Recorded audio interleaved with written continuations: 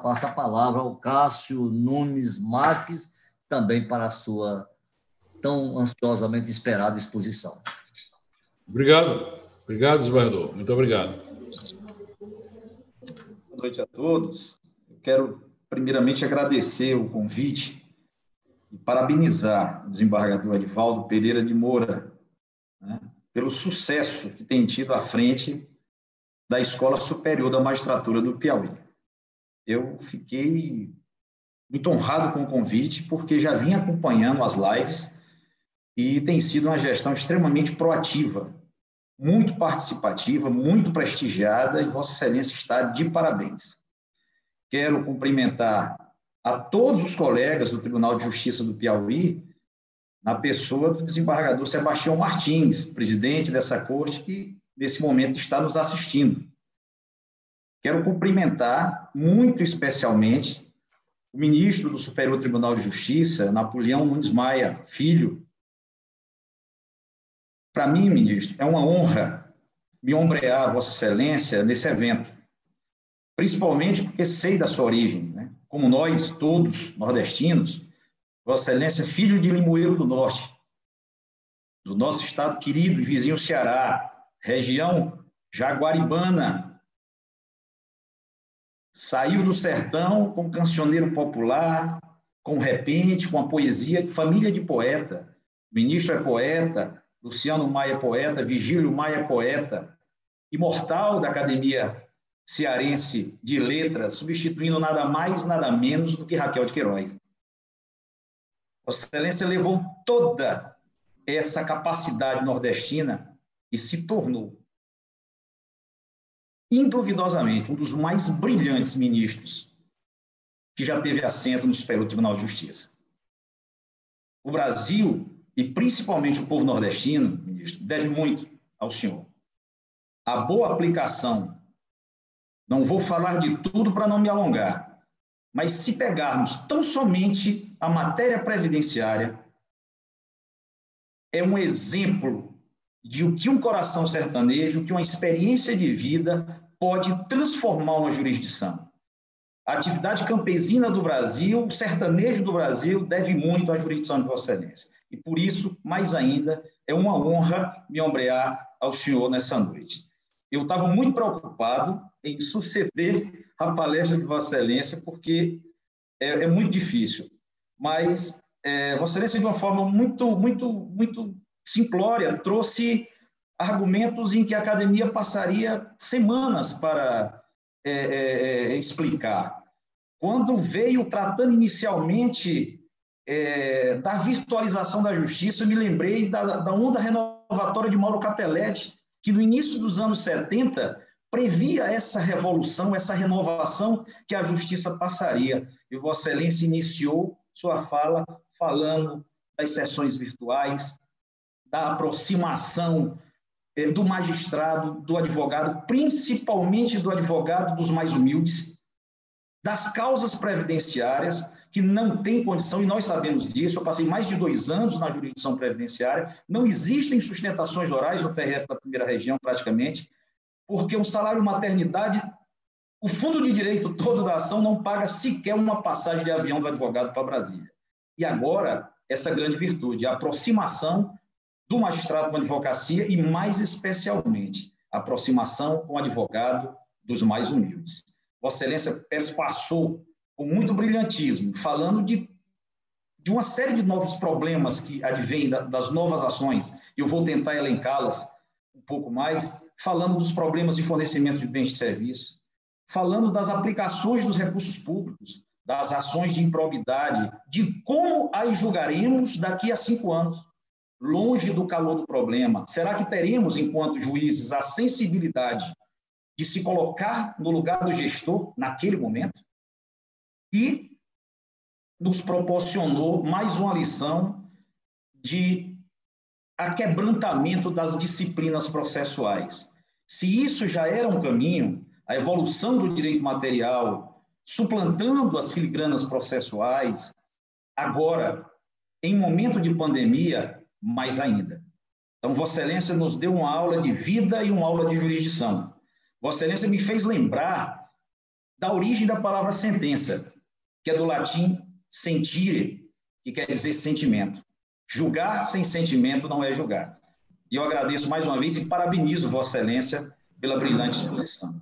E agora, por fim, eu cumprimento ainda, quase encerrando meu tempo, desembargador Edivaldo Moura, quero cumprimentar meu amigo Roberto Veloso, piauiense, que eu conheço desde a época de quando advoguei, e ele já juiz federal, participação brilhante representando toda a magistratura federal, hoje está à frente do nosso núcleo de gerenciamento de demandas repetitivas no TRF da primeira região, é o responsável por divulgar todos os processos repetitivos, julgados em regime repetitivo no STJ e repercussão geral no Supremo Tribunal Federal, é dialogar e incentivar os novos incidentes trazidos pelo Código de Processo Civil para que a gente lá na primeira região uniformize, né? Parabéns pelo trabalho que tem desempenhado, é uma honra participar também com Vossa Excelência. Eu vou tentar aqui, desembargador Edivaldo, fazer um pequeno apanhado da minha visão sobre o tema proposto, né? E parabenizando Vossa Excelência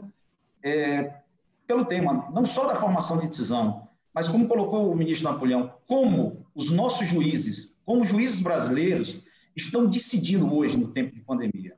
Então, eu tive uma preocupação de fazer uma catalogação de algumas decisões, tanto da Justiça Federal como da Justiça Comum dos Estados, de ações novas, de incidentes processuais novos que surgiram exclusivamente em razão dessa pandemia. Mas antes disso, vou tentar pegar um pouco a deixa da exposição do ministro Napoleão e falar que o tempo, como ele colocou, quando a nossa Constituição foi promulgada, a interpretação da Constituição era outra, né? Então, nós tínhamos uma visão de direitos fundamentais, de direitos sociais, muito diferente, né? Muito ainda focada numa doutrina alemã, de Robert Alexy, como proteção das liberdades individuais do cidadão. Então, esses direitos fundamentais serviam para proteger o cidadão dos atos do Estado. Com a evolução dessa teoria, nós tivemos uma contrapartida dentro do próprio Estado. O cidadão é protegido por quem? É protegido pelo próprio Estado. Então, os três poderes se equipam, se instrumentalizam para proteger o cidadão. Aí nós temos os contrapontos das ações positivas do Estado. Aí temos dois grupos, segundo o próprio Robert Alexy, de formação constitucional. Aqueles países que preferiram, com a renúncia consciente dos seus legisladores, de não erguer aos textos constitucionais os direitos sociais, e os países como o nosso, o Brasil, que ergueram a condição de norma constitucional os direitos sociais. E, notadamente, é o nosso tema hoje, o direito à saúde. Agora, qual seria, talvez, o maior problema hoje do judiciário brasileiro? Tivemos um bom período, após a Constituição de 88, muito na doutrina nacional, capitaneada por José Afonso da Silva, em que essas normas constitucionais eram consideradas meramente programáticas. E, hoje, né, graças ao manejo dessas ações, passando pelo Superior Tribunal de Justiça e com a conclusão muito firme do Supremo Tribunal Federal, já superamos esse debate no Brasil. Mas esse debate ainda ocorre em grande parte do mundo. Na Alemanha, ele claudica, na Espanha, ele não existe, e o Brasil está bem avançado. Então, superamos completamente esse debate. O Supremo Tribunal Federal trilhou mais a ideia de Conrad Hesse, da força normativa da Constituição. O ministro Gilmar tem muito em participação na divulgação dessa doutrina no Brasil, mas fica ainda um paradoxo da democracia e fica o que a doutrina chama de déficit de legitimidade dos juízes. Então, nesse momento, as decisões dos juízes também são questionadas. Os atos de gestão do poder público são atos emanados pelo Executivo, por pessoas que são eleitas pelo povo. Os atos do Legislativo são atos dos legítimos representantes do povo. E muito, às vezes, não se entende do porquê, da origem da legitimidade que a magistratura brasileira tem para, não diria se imiscuir na atividade própria dos outros poderes, mas para revisar, para ter um controle de legalidade, para dar um contorno e uma revisão da constitucionalidade desses atos. É o mesmo problema que também sofre o legislativo brasileiro, que é chamado paradoxo da democracia. o legislativo brasileiro, ainda que votado pelo povo brasileiro, ele não pode, por exemplo, mudar uma cláusula pétrea. Por quê? O próprio legislador constituinte erigiu a cláusula como imutável, assim como o poder concedido à magistratura nacional também foi concedido de forma imutável pelo legislador constituinte. Mas a dúvida é a seguinte: temos direitos sociais no Brasil erguidos à condição, ao patamar constitucional, e a dúvida é: esses direitos são justiciáveis? E se os são, qual o limite disso? No caso, a gente está debatendo especificamente o direito à saúde. E eu peguei alguns casos, de uma maneira muito rápida, sem nenhuma crítica ao fundo de direito, mas apenas para elencar o conjunto de novas ações que advieram, que surgiram exclusivamente em razão da pandemia. Nós já tínhamos no Brasil um problema não diria de ativismo, nós temos um pouco de ativismo, realmente, no judiciário brasileiro, mas nós temos o fenômeno da judicialização de uma forma muito mais crescente, né? Isso não é problema com a magistratura, isso é um problema que reúne uma série de fatores culturais e estruturais no Brasil. Nós somos um país que tinha em 2018 80 milhões de processos em tramitação no Brasil. Nós temos um princípio da inafastabilidade da jurisdição. Nós todos aqui que estamos participando, à época da faculdade, nós não tínhamos nenhuma disciplina tratando de soluções de conflitos. Fomos talhados para o combate, para beligerar. Temos um custo muito baixo de acesso à justiça brasileira. Então, mesmo antes da pandemia, já havia um problema de inchaço do Poder Judiciário Nacional. E com a pandemia, essa situação se recrudesceu.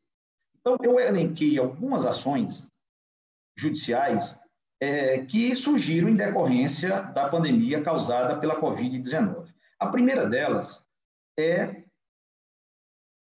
um tipo de ação manejado por hospitais particulares, municípios e estados para fazer valer regras contratuais na aquisição de insumos e equipamentos hospitalares. Diante de uma requisição administrativa do governo federal, que praticamente utilizou quase todos os estoques dentro do Brasil, isso utilizando o poder da administração para posteriormente melhor distribuir, alguns contratos não foram honrados. A exemplo do estado do Piauí, né, e vários municípios e muitos hospitais. Então, muitas ações vieram à justiça brasileira tentando assegurar esses contratos. Uma nova leva de ações surgiram também, bem no início da pandemia, em razão de atos administrativos que decretaram o fechamento das atividades. Só que cada município ou cada estado, ele determinou o fechamento das atividades comerciais, à exceção das atividades essenciais. E o conceito de essencialidade foi devolvido ao Poder Judiciário. O que é essencial e o que não é? Uma distribuidora, por exemplo, que distribui cigarros e bebidas alcoólicas, mas também distribui medicamentos e distribui produtos de limpeza, incluindo água sanitária e álcool gel. Ela se enquadra no conceito de essencialidade ou não? Então, essa é uma discussão que foi devolvida no início da pandemia ao Poder Judiciário. Eu detectei também uma centena de novos incidentes processuais, isso somente no TRF da primeira região, mas é um fenômeno que é comum a todo o Judiciário Nacional. Mesmo em razão das alterações da legislação que introduziu o seguro judicial em 2014 e da reforma do Código de Processo Civil em 2015, nós tivemos milhares de incidentes processuais, tanto em ações de natureza tributária, quanto em ações de natureza não tributária, pedindo a substituição dos depósitos judiciais por carta de fiança bancária e ou por seguro judicial, né? Então, imaginem praticamente todos os processos em que há depósito judiciário, com esses permissivos, aliada à crise econômica provocada pela pandemia, isso gerou uma leva de processos que ainda não se tem a ideia do impacto que isso vai gerar no Poder Judiciário. Nós temos uma ação muito conhecida, o desembargador Edvaldo Moura vai recordar, que são aquelas ações que determinam a ocupação de leitos em UTI. Essas ações já eram conhecidas, propostas em face de município, de estado e também de planos de saúde. Só que agora, no início da pandemia, houve um recrudescimento do quantitativo dessas ações, porque a ocupação dos leitos de UTI já estava quase à exaustão no início da pandemia.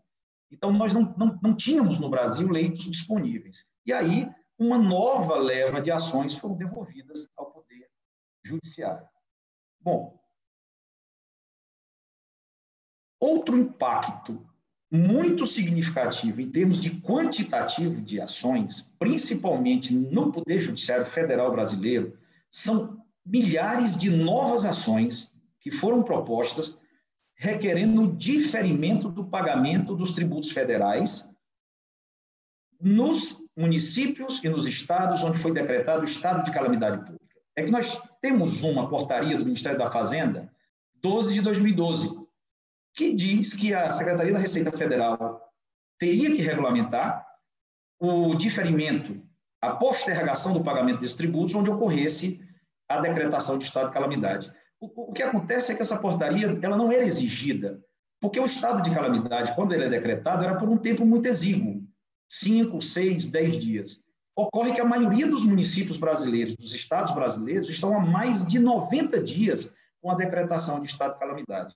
Então, eu detectei, não temos um número exato, mas centenas de novas ações pedindo o diferimento do pagamento dos tributos federais em todo o território nacional.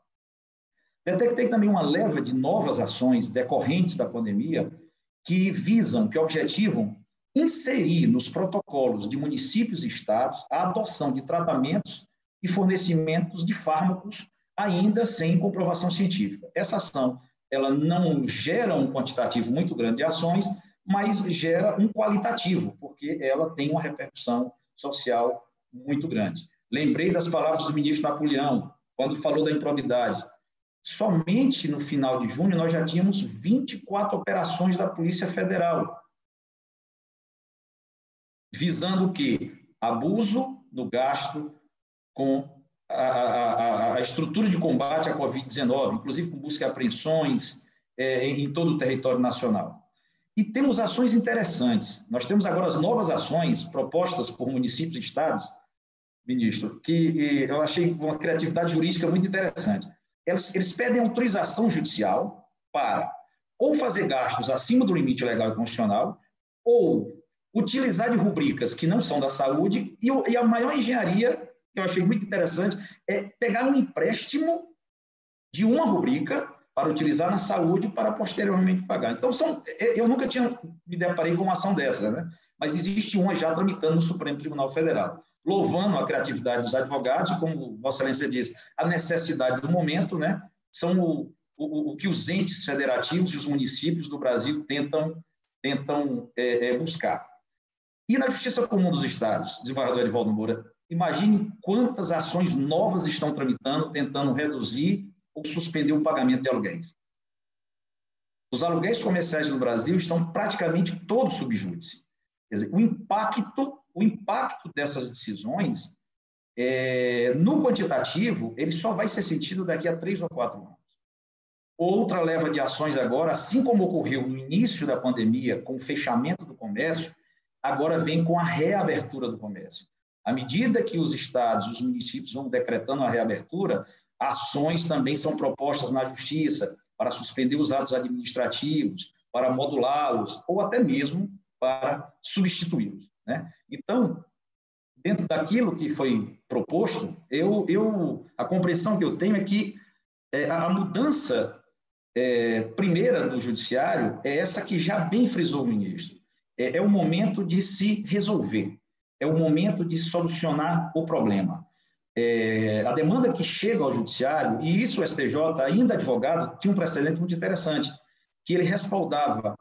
Eu me lembro de um deslocamento, Veloso, da Justiça Federal, de um colega nosso, que ele era incompetente para julgar causa, né? Ele deferiu a tutela, na época ainda liminar, ele deferiu a liminar, questionaram a competência dele, ele reconheceu a incompetência, mas manteve a tutela até a apreciação da autoridade competente.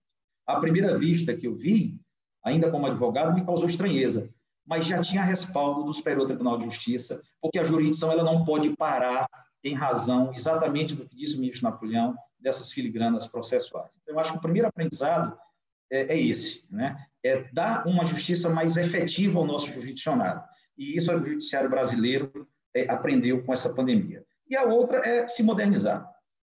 Se o meu tribunal, se o nosso tribunal, Veloso, não tivesse iniciado a digitalização há 2 anos atrás, era o tribunal do Brasil com menos processos digitalizados. Nós estaríamos hoje parados. Então, graças a Deus e aos gestores que foram iluminados à época, e a todos aqueles que colaboraram, inclusive com a ajuda do Superior Tribunal de Justiça, que encaminhou 15 scanners para a nossa primeira região, trabalhando semanalmente para digitalizar os nossos processos, nós conseguimos aí digitalizar quase tudo. Então, essas são as considerações que eu tinha a fazer, tentando catalogar esse leque de novas ações que surgiram exclusivamente em razão da pandemia. Essas ações e esses incidentes processuais, eles não existiam. E agora integra essa pleura, esse leque de ações novas que são devolvidas diariamente ao Poder Judiciário. O que a gente pede é sabedoria e bênção para poder nos desvencilhar com a jurisdição de qualidade, como merecem os nossos jurisdicionados. Muito obrigado. Desembargador Cássio Nunes Marques, as suas bem pensadas e coerentes ponderações agradaram também a todos nós. Minhas felicitações e os meus agradecimentos em nome da Escola Superior da Magistratura, que eu tenho a honra e o orgulho de dirigir.